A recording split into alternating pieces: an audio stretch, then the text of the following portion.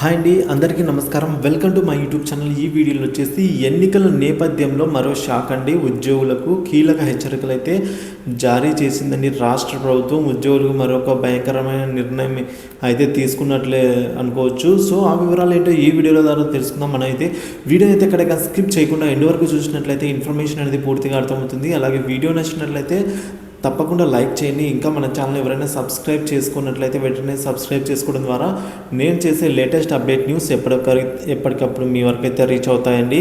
ఇక ఆలస్యం చేయకుండా వివరాలకైతే వెళ్ళిపోదాం. ఉపాధ్యాయులపై కోడ్ వేట్ అండి. ఈ విధంగా వేట్ అయితే వేయడం జరిగింది ఎలక్షన్ కోడ్తో. రాజకీయ కార్యకలాపాల్లో పాల్గొన్న సీనియర్ అసిస్టెంట్ ఉపాధ్యాయుడు సస్పెండ్ చేసింది.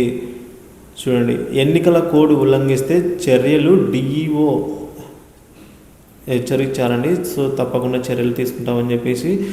సో ఉదాహరణకు చూసుకున్నట్లయితే శ్రీ సత్యసాయి జిల్లా పరిధిలోని సీనియర్ అసిస్టెంట్ను టీచర్ను రాజకీయ కార్యకలాపాల్లో పాల్గొన్నందుకు గాను సస్పెండ్ చేసినట్లు డిఈఓ కార్యాలయం తెలిపింది. శ్రీ సత్యసాయి జిల్లా పరిధిలోని పుట్టపర్తి మండలం కంబల్లపర్తి పాఠశాలలో ప్రాథమిక పాఠశాలలో ఉపాధ్యాయునిగా పనిచేస్తున్న ఎస్ రామాంజనేయులు ఎన్నికల సంఘం ఆదేశాల మేరకు సస్పెండ్ అయితే చేసింది. అదేవిధంగా జిల్లా పరిధిలోని కదిరి మండలం కదిరి ప్రభుత్వ హై స్కూల్లో అసిస్టెంట్గా పనిచేస్తున్న శివప్రసాద్ను అయితే రాజకీయ కార్యకలాపాల్లో పాల్గొన్నారని డిఈఓ కార్యాలయం వెల్లడించింది.